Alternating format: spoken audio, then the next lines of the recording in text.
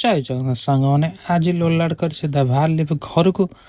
ତ ଦେଖିପାରୁଥିବେ ମୁଁ ଆସି ଏବେ ଟାଙ୍କିରେ ଆମର ପହଞ୍ଚିଥିଲି। ଟାଙ୍କିରେ ଗୋଟେ ସାଙ୍ଗଟେ ଦେଖା ହେଇଗଲା, ତାକୁ କହିଲି ଫଟାଫଟ ଟିକେ ତେଲ ପକେଇ ଦେଇକି ମୁଁ କ୍ଲାସମେଟ୍ ସାଙ୍ଗ ତା ସହିତ ଟିକେ କଥା ହେଇକି ସେଠୁ ବାହାରି ଆସିଲି ତେଲ ପକେଇକି।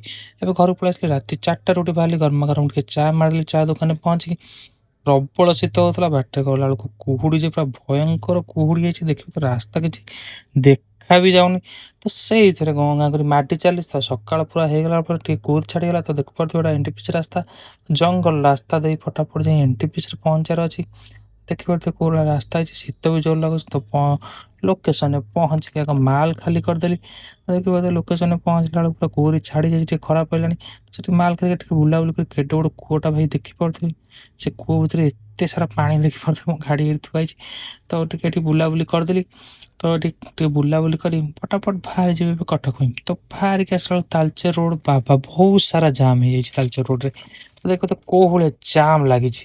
ତ ମୁଁ ଏଠି ଠିଆ ହେଲିଣି ବୋଧେ ପାଖାପାଖି ଘଣ୍ଟାଟେ ହବ। ତ ଜାମ୍ ହିଁ ସରୁନି। ଦେଖିବ ତ ଗାଡ଼ି ଟୋଟାଲି ଗଡ଼ୁ ବି ନାହିଁ, ଏତେ ଜାମ୍ ଯେ ଭାଇ କୁହନି। ପୁରା ଫସିଗଲି ଆଜି।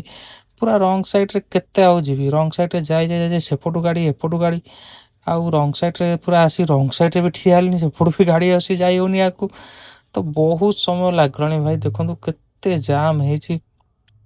ପୁରା ଆମର ବଁରପାଳ ଟପିଲା ପରେ ବି ଏପଟକୁ ପୁରା ଭୂଷଣ ଟାଟା ଷ୍ଟିଲ୍ ପର୍ଯ୍ୟନ୍ତ ପୁରା ଗାଡ଼ି ଠିଆ ହେଇଛି। ଦେଖିପାରୁଥିବେ ଟାଟା ଷ୍ଟିଲ୍ ପର୍ଯ୍ୟନ୍ତ ପୁରା ଗାଡ଼ି ପୁରା ବହୁତ ସାରା ଠିଆ ହେଇଛି। ଏତେ ସାରା ଜାମ୍ ଭାଇ କୁହନି, ପୁରା ଫସିଗଲେ ଦିନଟା ପୁରା ଜାମ୍ରେ ମୋ ବାଁ ପଟ ଗୋଡ଼ ବିନ୍ଧା ହେଲାଣି କ୍ଲଚ୍ ବ୍ରେକ୍ କରିକି। ଫାଇନାଲି ଆସିକି ସେ ଜାମ୍ ଆମର ଖୁଣ୍ଟୁଣି ଟେଲଗେଟ୍ ପହଞ୍ଚିଗଲା ବେଳକୁ ପୁରା ରାତି ହେଇଗଲାଣି।